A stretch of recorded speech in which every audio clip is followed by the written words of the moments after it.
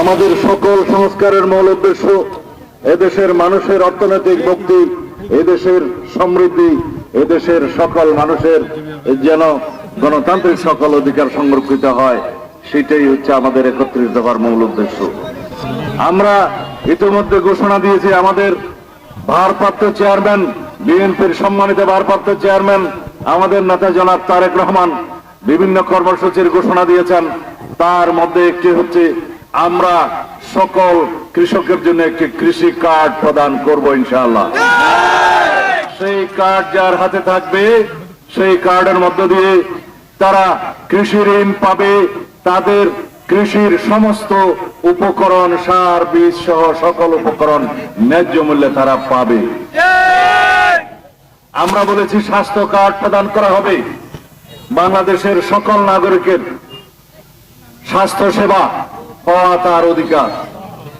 সুতরাং সকল নাগরিকের চিকিৎসা, স্বাস্থ্য সেবা নিশ্চিত করার জন্য আমরা স্বাস্থ্য কার্ড প্রদানের ব্যবস্থা করব ইনশাআল্লাহ। সেই স্বাস্থ্য কার্ড যার হাতে থাকবে প্রাথমিক চিকিৎসা থেকে শুরু করে প্রয়োজনীয় সকল চিকিৎসা সে পাবে। আমরা বলেছি আমরা ফ্যামিলি কার্ড দেব।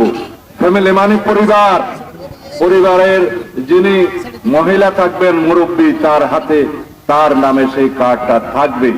সেটার যার হাতে থাকবে তার সেই পরিবারের প্রতি মাসের ভরণ পোষণের জন্য ন্যায্য মূল্যে এবং বিনামূল্যে সেই পরিবারের সকল চাহিদা পূরণ করার জন্য আমরা চাল, ডাল সহ নিত্য প্রয়োজনীয় সকল দ্রব্যাদি সরবরাহ করবো ইনশাআল্লাহ। আমরা হয়তো প্রাথমিক পর্যায়ে সকল নাগরিককে এই ফ্যামিলি কার্ডের আওতায় আনতে পারবো না, কিন্তু আমরা প্রথমবারেই শুরু করব 50 লাখ থেকে 1 কোটি ফ্যামিলি কার্ড প্রদানের মধ্য দিয়ে। এই দেশে আমরা হিসাব করে দেখেছি 4 থেকে 4.5 কোটি, এমনকি 5 কোটি পরিবার আছে। প্রতি পরিবারে যদি আমরা 4 জন করেও সদস্য ধরি তাহলে জনসংখ্যা 16 থেকে 18 কোটিতে হিসাব করা যায়।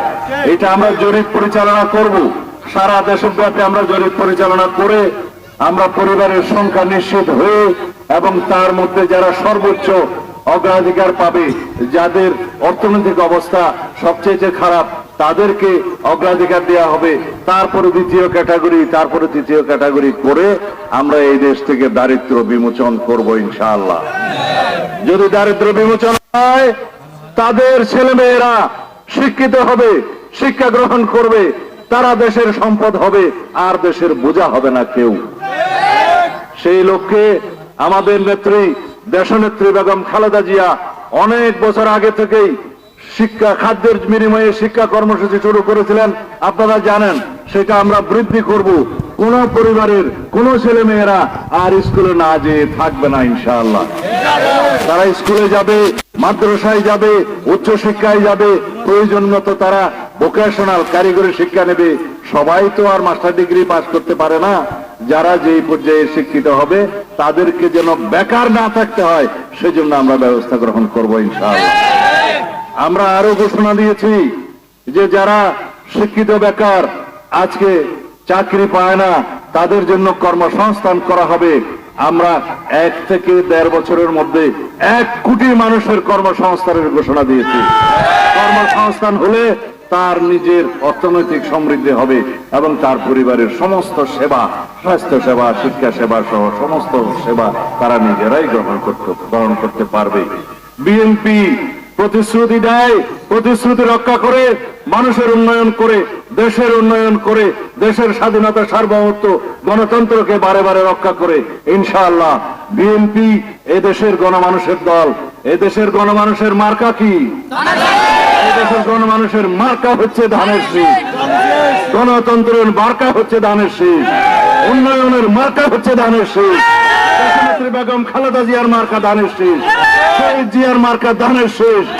আমাদের নেতা জনাব তারেক রহমানের মার্কা হচ্ছে ধানের শীষ। ইনশাআল্লাহ আগামীতে ধানের শীষের বিজয় হবে আপনাদের সমর্থনে। ধানের শীষের বিজয় হলে এই দেশে বিএনপি সরকার প্রতিষ্ঠিত হবে। বিএনপি হচ্ছে এই দেশের গণমানুষের সরকার, এই দেশের উন্নয়নের সরকার, শান্তি সমৃদ্ধির সরকার। বিএনপি হচ্ছে এই দেশের গণতন্ত্র রক্ষার সরকার। ইনশাআল্লাহ আগামীতে আপনাদের সাথে আরো অনেকবার